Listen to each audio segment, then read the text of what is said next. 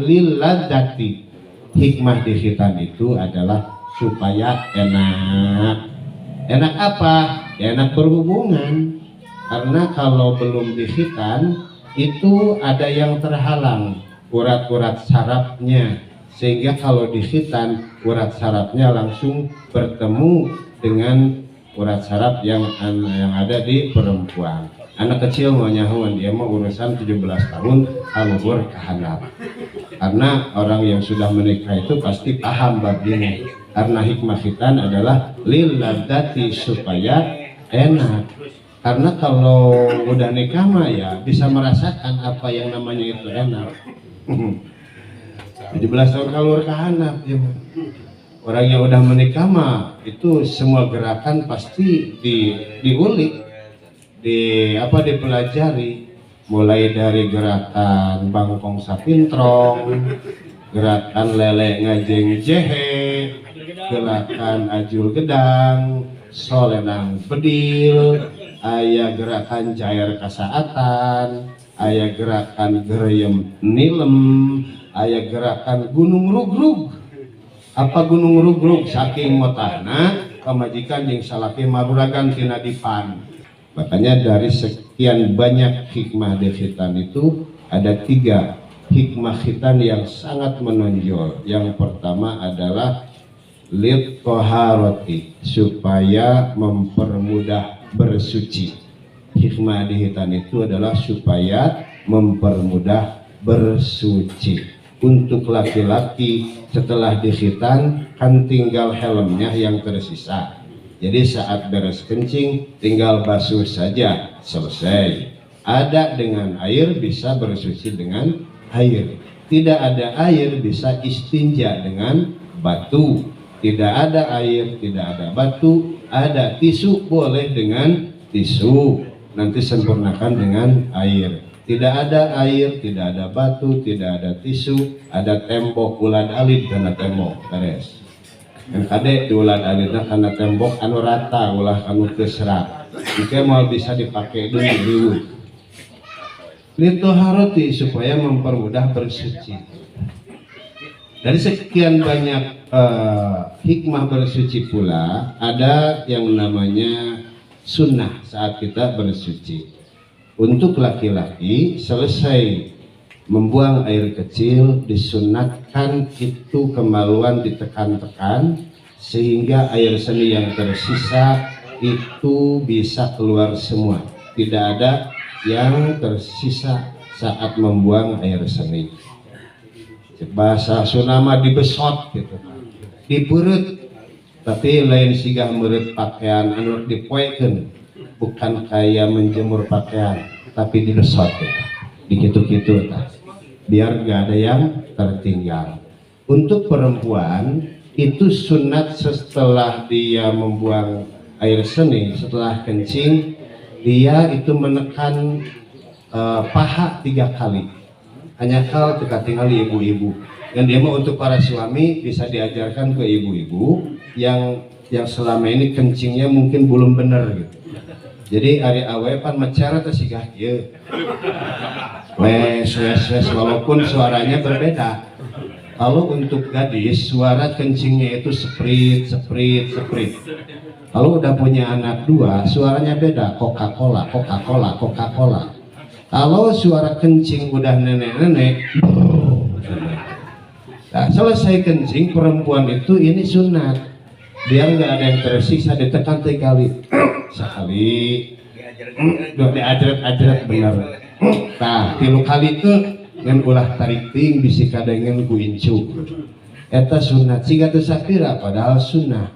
Yang namanya sunnah kan mayusabu ala fa'lih wa la yaqabu ala tarki. Dipigawe menang pahala, dipigawe moal menang naon-naon. Macar-macar wae dina Islam diatur. Nah gitu.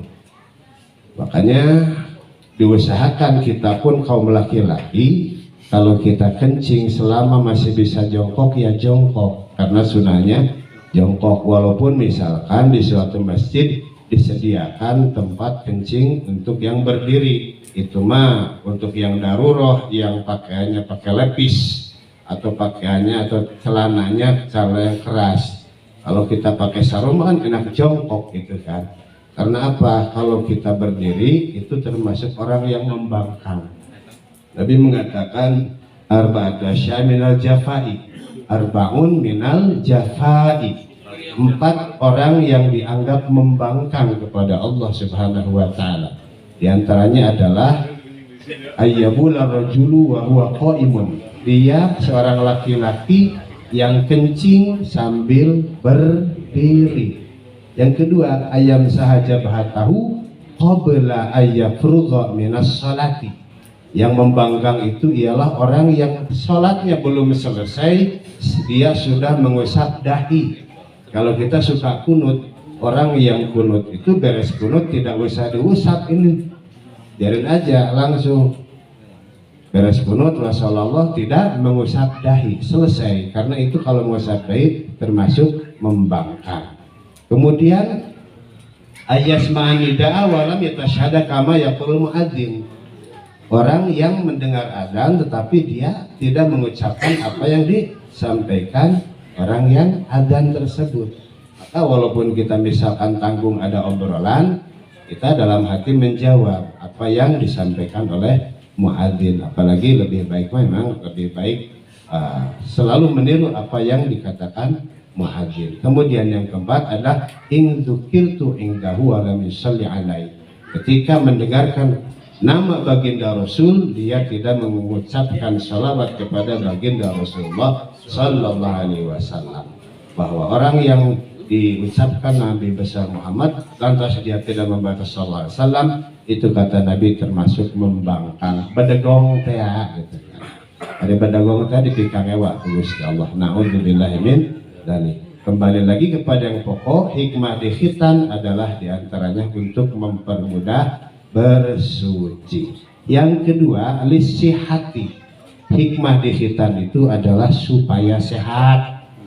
Karena orang yang belum di khitan itu lebih cenderung cepat terjangkit penyakit yang sulit diketahuinya.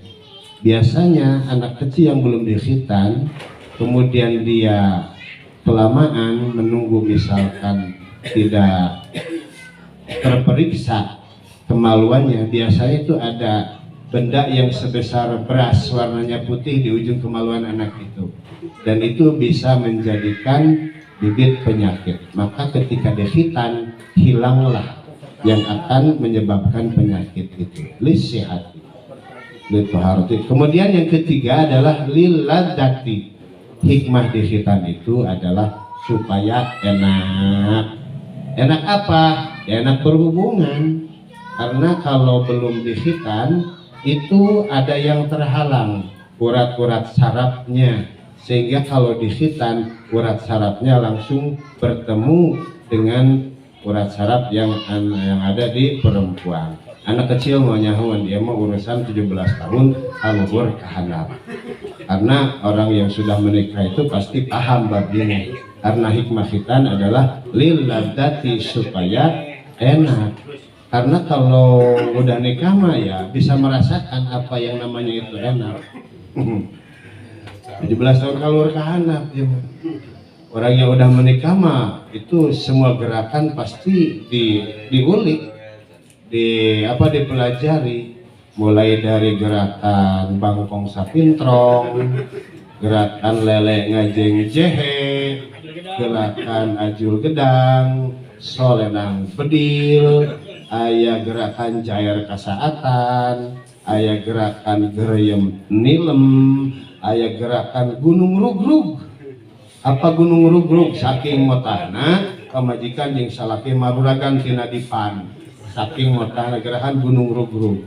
Aya gerakan belenong masjid. Umur kehamilan 8 bulan eta. Gereyem nilem.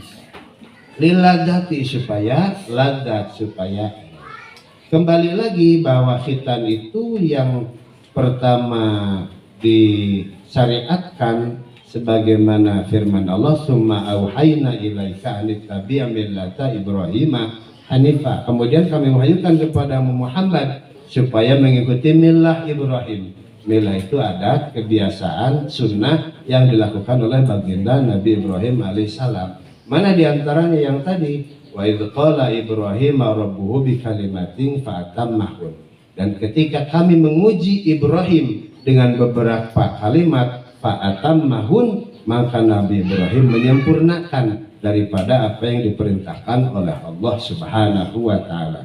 Kemudian setelah itu Allah berfirman, qala inni ja'iluka lin-nasi imama. Wahai Ibrahim, aku jadikan engkau sebagai pemimpin untuk semua umat. Tapi Nabi Ibrahim tidak egois. Qala wa min dzurriyyati, ya Allah, jangan aku saja ya Allah. Wa min dzurriyyati, keturunanku pula ya Allah. Maka Allah menjawab, qala la yanalu ahdil zalimin. Ibrahim tidak berlaku untuk orang-orang yang suka berbuat zalim. Makanya orang-orang yang jadi pemimpin dia berbuat zalim tidak bertahan lama, ujung-ujungnya penjara. Nauzubillahi min dzalik.